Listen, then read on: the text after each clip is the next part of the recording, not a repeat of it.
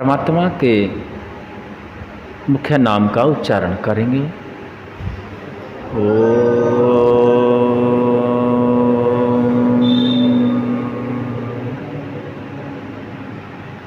आर्य समाज में सभी आर्यों के द्वारा प्रश्न उत्तर इस श्रावण मास में आरंभ किए हुए हैं। श्रावण मास का अर्थ है श्रुति अर्थात श्रवण करना। यही हमारे ऋषि महर्षि पहले से करते आए हैं। जब ऊंचे स्थानों पर हमारे विद्वान रहते थे, वहाँ जल वर्षा अधिक होने से वो मैदानों में आकर के हम लोगों का दर्शन करते थे और हम उन महापुरुषों का दर्शन करके उनके ज्ञान को प्राप्त करते थे। उस ज्ञान को हम श्रुति के नाम से जानते हैं, सुनना।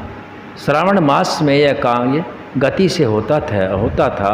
आज भी श्रावण मास में अधिक त्यौहार हमारे भारतवर्ष में आते हैं। ऋषियों का तरह हमें भी उसी क्रम को आगे बढ़ाना है। आज के प्रश्न में रखा जाएगा, हमने जहाँ तक जाना, आज का प्रश्न है, सभी प्रश्नों को ध्यानपूर्वक सुनेंगे।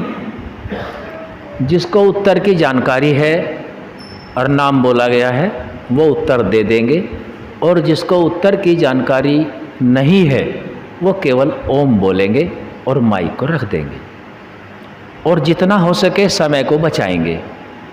आज का प्रश्न है, क्योंकि हमारा मुख्य विषय आत्मा परमात्मा प्रकृति से जुड़ा हुआ है, मोक्ष तक का रास्ता की कुछ हम प्रश्न उत्तर कर रहे हैं।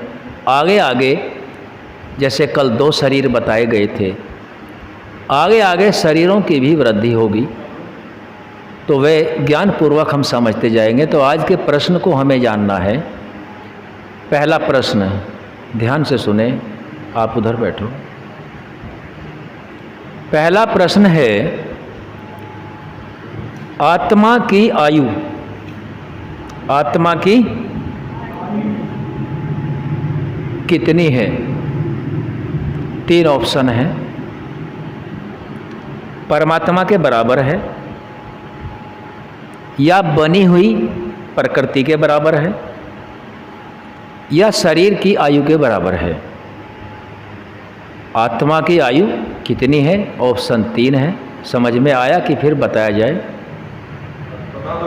हाँ, आत्मा की आयु कितनी है?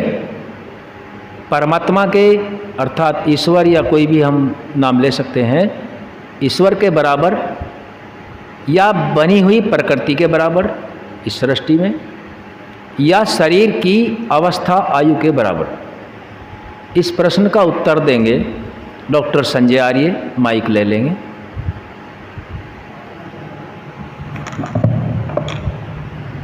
ओम, ये आत्मा की आयु परमात्मा की आयु के बराबर है। धन्यवाद, बहुत अच्छा। आप सभी इस प्रश्न से सहमत हैं? अमित जी सहमत हैं? वैद्य जी इस प्रश्न से सहमत नहीं है। वैद्य जी को माइक दो, बोलेंगे क्या है आयु सही? अगर प्रकृति में है तो शरीर के अनुसार 100-120 साल, और परमात्मा के अधीन है तो परमात्मा अपने अधीन ही उस आत्मा को जो है जन्म देता है और अलग करता है। आप उत्तर दोबारा धीरे धीरे समझाएं। हमने प्रश्न किया है, आप दोबारा सुने। आत्मा की आयु ईश्वर की आयु के बराबर है, या बनी हुई प्रकृति के बराबर है, या जिस शरीर में आत्मा है अब इस शरीर की आयु के बराबर है? इन 3 में से एक बताओ, किसके बराबर? अगर आत्मा शरीर में है तो शरीर... आप प्रश्न सुनो, ऑप्शन सुनो। इनमें से छांटना है आपको, अपनी तरफ से नहीं। प्रश्नों का उत्तर इनमें ही है। आत्मा की आयु परमात्मा की आयु के बराबर है, पहला ऑप्शन। दूसरा, आत्मा की आयु बनी हुई प्रकृति के बराबर है, जिसके लगभग 2 अरब वर्ष आयु है, या आत्मा की आयु शरीर की आयु जितनी अब है इसके बराबर है। इनमें से एक उत्तर देना है। प्रकृति के अनुसार। प्रकृति की जो बनी हुई प्रकृति है, बनी हुई प्रकृति की आयु 1,96,08,53,126 वर्ष है आज। माइक रखे अपने पास। कितनी आई? बोलो। 1,96,08,53,126 वर्ष। क्या इससे पहले आत्मा नहीं थी? इस सृष्टि से पहले आत्मा नहीं था? शरीर के अनुसार आत्मा जो है रहती है, इसकी आयु लगभग 100 साल से 400 वर्ष तक हो सकती है। और शरीर के बाद आत्मा मर जाती है। आत्मा जो है फिर परमात्मा के अनुसार रहती है। नहीं, सवाल ये नहीं है। सवाल समझें आप। आत्मा की आयु पूछा गया है। आयु से मतलब है कि आत्मा मरता भी है क्या? आत्मा की आयु जो है परमात्मा के अनुसार ही है। अब पहिया चढ़ा दिया लाइन पर। ईश्वर की आयु के बराबर परमात्मा। हाँ, डॉक्टर साहब नवाब सिंह जी उत्तर देंगे। जिस शरीर में जो आत्मा है, जब तक वो शरीर है तब तक ही वो आत्मा है। यानी कि शरीर में आत्मा है और जब शरीर अग्नि में सुपुर्द कर दिया जाएगा जो आत्मा निकल जाएगी उसकी। आत्मा नष्ट हो जाएगी। नहीं, आत्मा ब्रह्मांड में विलीन हो जाएगी। आप शरीर से मत जोड़िएगा। केवल आत्मा की आयु पूछी गई है, शरीर की नहीं पूछी गई है। और आपको 3 ऑप्शन दिए गए हैं। आत्मा और शरीर 2 हैं या 1? डॉक्टर नवाब सिंह बताइए। देखिए, ईश्वर, जीव और प्रकृति तीनों अमर हैं। तो जीवात्मा जो शरीर के अंदर है वो तो अमर है, उसका भी कोई निश्चित आयु है नहीं, अमर है वो तो। आत्मा मरने वाला नहीं है। और परमात्मा मरने वाली नहीं है। और परमात्मा परमात्मा भी अमर है। क्या परमात्मा का जन्म होता है? नहीं। आत्मा का जन्म होता है? नहीं। प्रकृति का जन्म होता है? होता है। प्रकृति का जन्म होता है। प्रकृति परमात्मा की बनाई हुई मटेरियल हो गया। अभी सुनो, अभी आपने बोला है कि आत्मा, परमात्मा, प्रकृति अमर हैं। ईश्वर, जीव, प्रकृति तीनों चीज अमर हैं। तो जब प्रकृति अमर है, यानी कि प्रकृति मरने वाली नहीं है, जो चीज़ मरती नहीं उसका जन्म कैसे सिद्ध करोगे आप? उसमें ऐसा ना, एक चीज़ है, जो हमारा विज्ञान है, हमारा विज्ञान तो 2 ही चीज़ मान रहे हैं, जीव और प्रकृति। अब ईश्वर ऋषि जो है हमारे वतलेतवाद को मान रहे, ईश्वर, जीव, प्रकृति।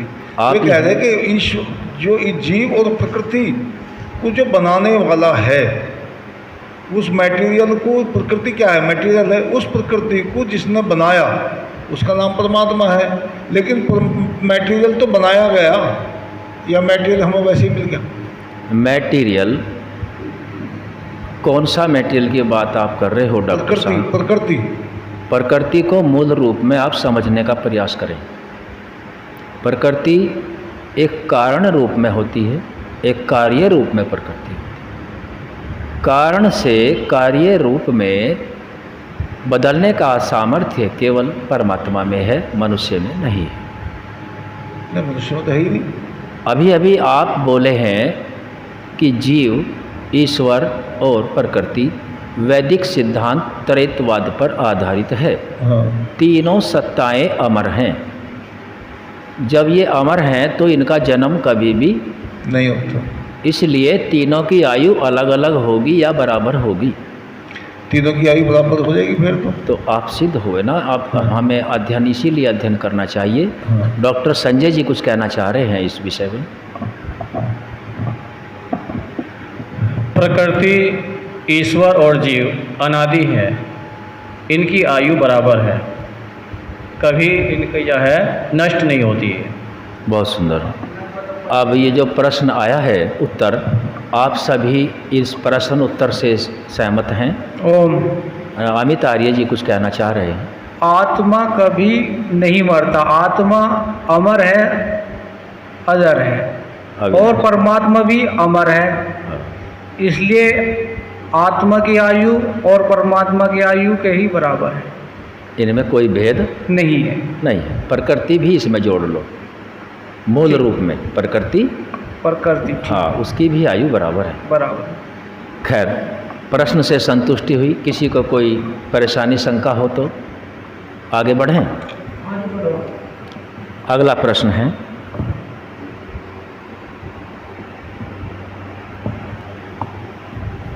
आयु वाला हो गया। अब आत्मा का विषय चला हुआ है। आत्मा इस वक्त बंधन में है। आत्मा इस वक्त काय में है जी? बंधन में है। किसके बंधन में है? ये कल प्रश्न पूछा गया था। किसके बंधन में है? शरीर के बंधन में है। यदि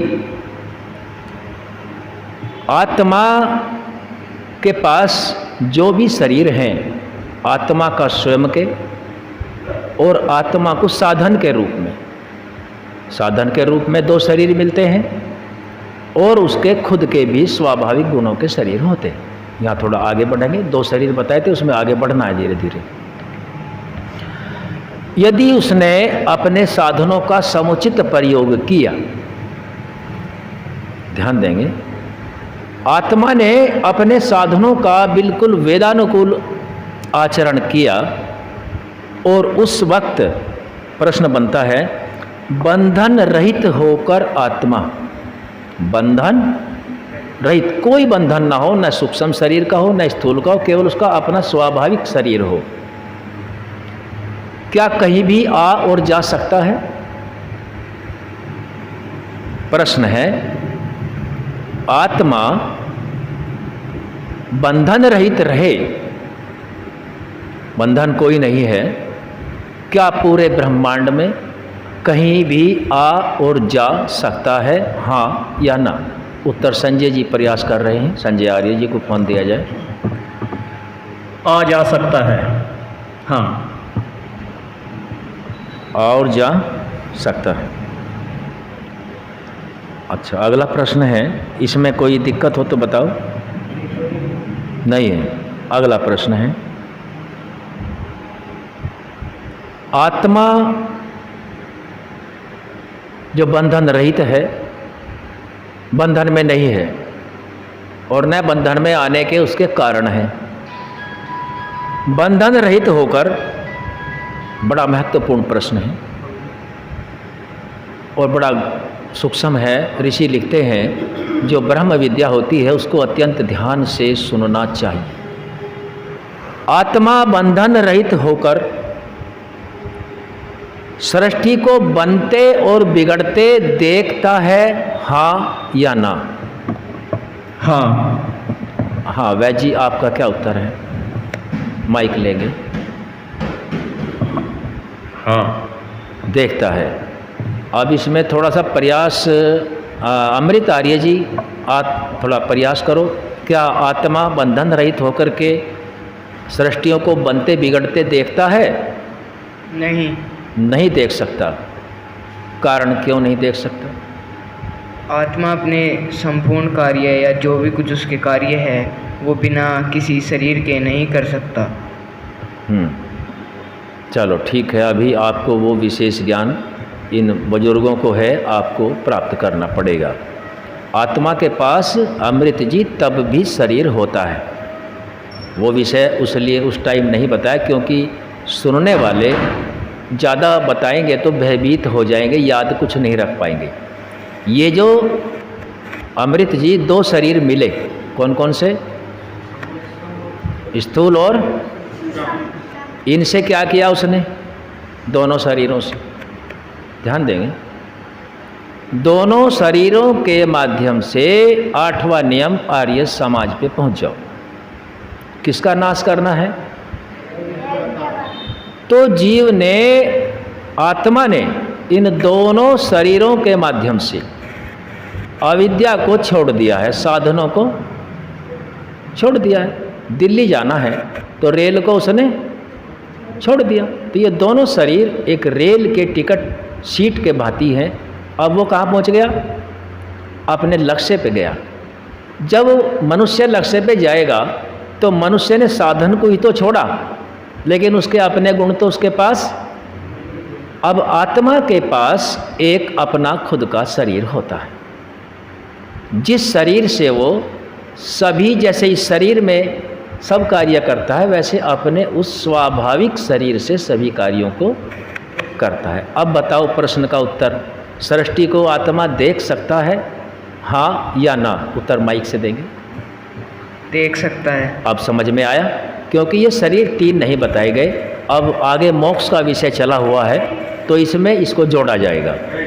आत्मा के अपने भी शरीर हैं और दो हैं, एक नहीं है, दो तो उसे, एक तो भूतों के अंशों से मिला हुआ, एक शरीर कहीं से मिला हुआ, सूक्ष्म, एक शरीर तो किससे मिला, सूक्ष्म भूतों के अंशों से मिला हुआ है, और एक स्थूल शरीर महाभूतों से मिलके बना है। ये कल विषय आ गया था ना, एक शरीर महाभूतों से और एक सूक्ष्म भूतों से। एक आत्मा का स्वाभाविक शरीर है जिससे वह मुक्ति में भी सब कार्य कर लेता है। दूसरा है कारण शरीर, कारण शरीर, जो आत्माएं मुक्ति में नहीं गए, जो आत्माएं मुक्ति में नहीं गए लेकिन प्रलय का समय आ गया तो उस वक्त वो कारण शरीर से रहेगा। समझ में आया? आज का विषय यहीं तक रोक दिया जाता है, आगे फिर बढ़ेंगे, समय हो गया है।